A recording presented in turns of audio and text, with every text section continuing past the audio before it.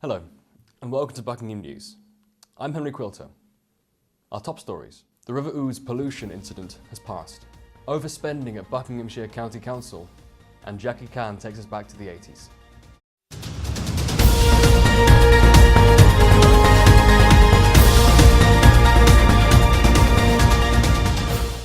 The River Great Ouse pollution incident, which has killed around 2,000 fish and other plant life, restricting public access to the river between Brackley and Milton Keynes, has had a turn in events. No longer resembling a bubble bath, as the public have reported it, authorities have lifted their precautionary measures. Mariam Nija has a story. The pollutant, which has been reported as a chemical spill, made its way into the river, quickly flowing downstream, destroying the ecosystem and killing thousands of fish. The public was advised to stay away as water tests, cleanup operations and an investigation were being conducted into what is described as a pollution incident.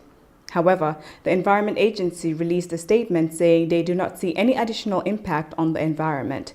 People, pets and livestock can safely regain access to the river. The unidentified pollutant traveled 10 miles down the river into Buckingham. The Environment Agency believes the problem started after a fire at an industrial unit in Brackley. However, there is no clarity of how the pollutant got into the river. Water samples have been collected and the authorities are waiting for sample results to confirm the pollutants, which may contain detergents. It's really important to find out exactly why it's happening and to put it right. I'm pretty sure it was arson anyway, whereas it was reported arson, so I reckon that it'll probably never happen again. I've noticed that there's a decline in the river.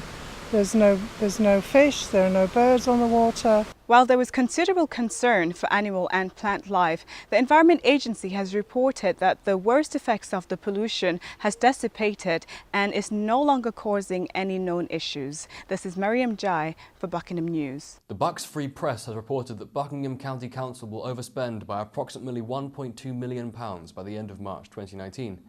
Timothy Incombe reports. The Buckingham County Council is facing a major finance problem. The Bucks Free Press reported that significant pressures faced by the council means the authority is currently expected to overspend £1.2 million at the end of March 2019. The leader of the Buckingham County Council, Martin Tett, cautioned his colleagues that the BCC did not have enough bank funds to counterbalance the overspend. Therefore, all council services were instructed to review their budget in an attempt to make savings. Currently forecasting a 1.2 million overspend for the current financial year. It's 0.3%, so it's not a huge amount in percentage terms. Well, the main reason for the overspends, they are in two main areas. At the moment, there are two portfolios that are forecast to be overspending this year. One is children's services, but we do, as I say, we do have plans to deal with those challenges, but there's more work to do, obviously. It's a continual challenge, but I'm confident that we're able to meet that challenge. With the current financial pressure that the Buckingham County Council is presently in, ideas and initiatives are surfacing in order to tackle this hurdle. This is Timothy Incombe for the Buckingham News.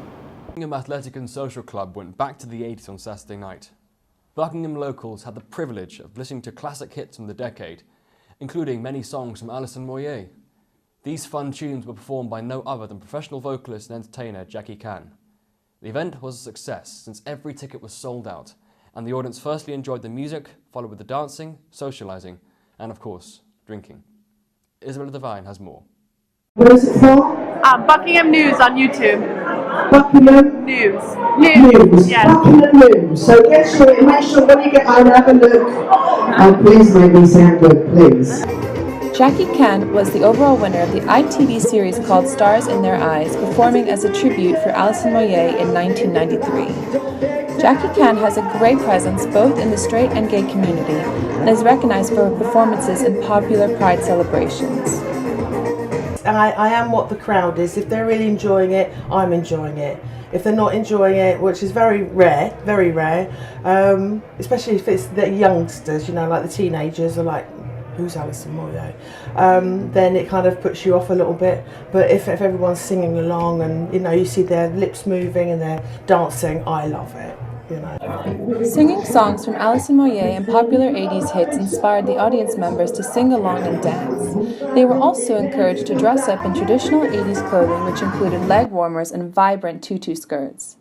The people that come here are really friendly and really welcoming, and it doesn't matter what you look like. Yeah, exactly. You'll have a good time, great music. Yeah. So we love 80s. And 80s, yeah, we love a bit of 80s. We've had George Michael and we've had the Bruno Mars tribute acts in the past and what have you. They really come out in the numbers and support it. So, give people what they want. I don't know, I just think it's a fun time, it's colourful. I think the music was fantastic, if I'm being honest. It's one of my favourite times as well.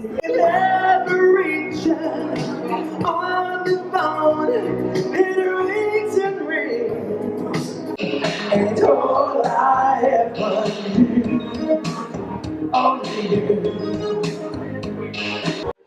Jackie Can did a wonderful performance tonight. The audience really loved hearing her sing Alison Moyet's and overall 80s music. The vibe was lovely, it was entertaining. This is Isabella Devine reporting for Buckingham News. And now for sports with Joanne. Thank you, Henry. Buckingham Athletic Football Club are back training for the up-and-coming season with their head coach. Lexi Grisner was at the training ground. Oh my God. Many of the players started the training session with high energy, but as the session wore on, many of them began to succumb to the heat. The team had a slightly more relaxed training session as a result of the 26-degree heat, which involved some small games. This is their first pre-season training with their new manager Neil Griffiths, of which many of them are looking forward to getting to know, although not at this training session. It's been very different to what we've been previously because obviously the manager changed for the first time in like 3 years. So the first Saturday session was the hardest, and obviously as we go on, it got a little bit easier, but it has been a lot harder than what we used to.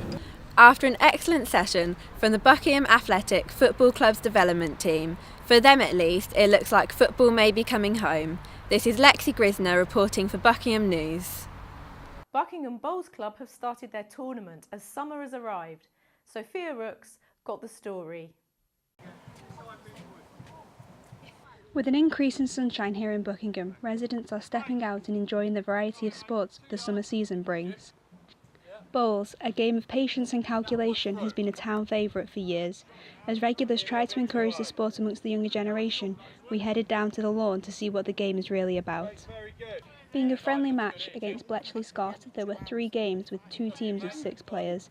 The idea is to get the woods, the larger of the bowls, as close to the jack, which sits at the head of the green, as possible. There are 18 ends in each match, but other games are known to last for 21 and even 28. The Chandos Park Bowls Club opens its doors every Tuesday evening from 6:30 and are actively encouraging the participation of younger players. Simply bring your flat shoes and a couple of friends and enjoy a few games before heading to the clubhouse to socialise over a cold beer. I asked a couple of participants how they think the youth would benefit from getting involved and how this can be promoted around town. Bowling, very competitive. It's not an older person's sport. There's money coming into the sport now. It's got its own TV channel and the youngsters are playing for money. All through the summer season you can bowl at various clubs where you can earn money if you get any good. They have their competitions and you can earn £400 or £500 for a day's bowling. And when the weather's like this, the bar's always open, always meet nice people. There's nobody here. You haven't got to worry about bringing your children down or bringing your grandparents down. It's not bad language. It's a nice, gentle game, but it's very competitive. Just a stone's throw away from campus, this ought to be a new venture for our students this term. This is Sophia Rook for Buckingham News. Buckingham Cricket Club are fighting to get points and trying to move up the table. Paolo Pescisolidol was at the cricket group. Buckingham Town's second team claimed a great winning draw on Saturday at Bourton Road, which looked like to be a tough task, and despite removing 7 of the Long Marston wickets, they could just not claim the final 3 needed to take all 25 points. However, with only 6 overs left to bowl, the guests had some great batting from Hamish Sim, who scored 78 to stop the away side to avoid defeat. Buckingham's second team now move off the bottom of the table with a great winning draw. we got promoted last season, so it's our first year in Division 1, which means we're obviously playing the top division. We lost a couple of our better players, so we've really struggled. So at the moment we're bottom of the league. The side we've got out today has probably got 3 or 4 new players in it, so hopefully we'll start doing better for the second half of the season. Adam King made his first start of the season and Sam Younghusband with his second, as they both scored half centuries in what was a top batting display. Yeah, so we've got a guy out there batting at the moment, Adam King. It's his first game back for us. He plays quite a high level of cricket. He's actually contracted to a professional team, so he's not often he comes back and plays. He gets a free weekend. So players like him coming in, it's quite nice. Gives the team a bit of a boost. We wish them good luck for the rest of the season. This is Paolo Pescisolido reporting for Buckingham News. Great British Pea Week runs from the 9th to the 15th of July 2018. It was introduced 3 years ago by the Yes Peas campaign and the British pea vining industry. Alice Massimiani is giving peas a chance. Today we're going to be making a pea and main soup. Follow me. You will need 1 bunch of spring onions, 1 medium potato, 1 garlic clove, 900 grams of peas, 4 tablespoons of fresh mint, a large pinch of sugar, vegetable or chicken stock, 1 tablespoon of fresh lemon, 150 milliliters of sour cream.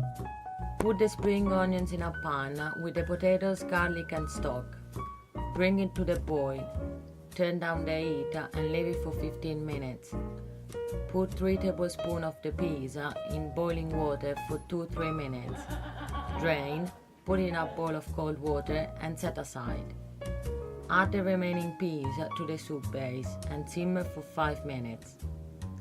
Stir in the mint, sugar and lemon, and now everything in a blender until it's smooth as you like.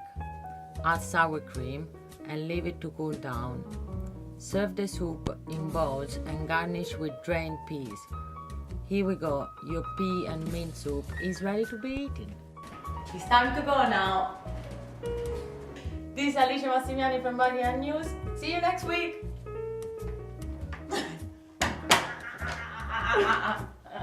Thank you for watching Buckingham News. We'll see you next week.